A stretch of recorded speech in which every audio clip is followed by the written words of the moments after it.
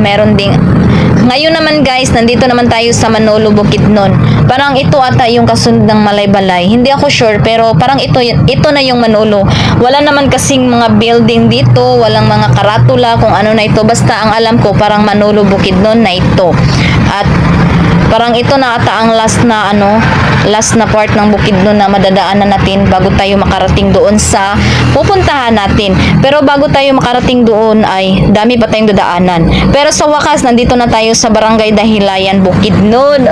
Sa wakas, ang Dahilayan naman kasi ang ating pupuntahan guys. At huminto muna kami dito kasi nagpagas kami kasi wala nang, konti na lang talaga mauubos na yung gas namin.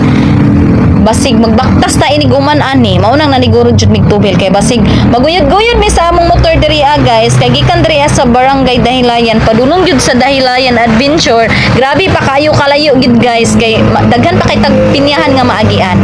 At sa wakas nandito na rin tayo sa Dahilayan Bukidnon. So ito po ang Dahilayan Adventure. At kakarating lang namin at saka ang layo ng pinarkingan ng aming motor papunta doon sa may entrance talaga ng Dahilayan Adventure.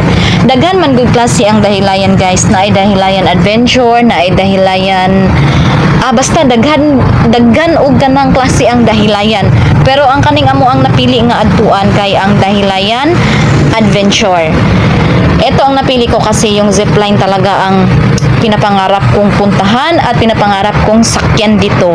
At dito sa labas, mayroong mga nagtitindangan. Ganito po yung mga tinda dito. Mayroong mga souvenir at saka may mga pang snack naman. At kung gusto nyong bumili ng souvenir para pag uwi nyo, may souvenir kayo galing sa Dahilayan, pwede naman kayong bumili. Pero kami, hindi na kami bumili kasi mag-add lang yun ng expenses. Gamay ra among kwarta para ra gyud pang tubil, pang kaon ug pang entrance ug asa mi malagpot.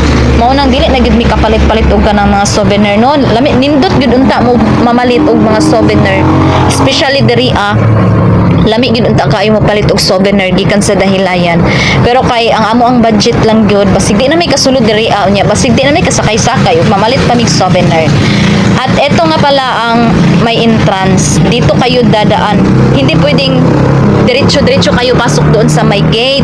Hindi pwede. Dito pa tayo sa may gilid kasi magbabayad pa tayo ng 100 pesos per head.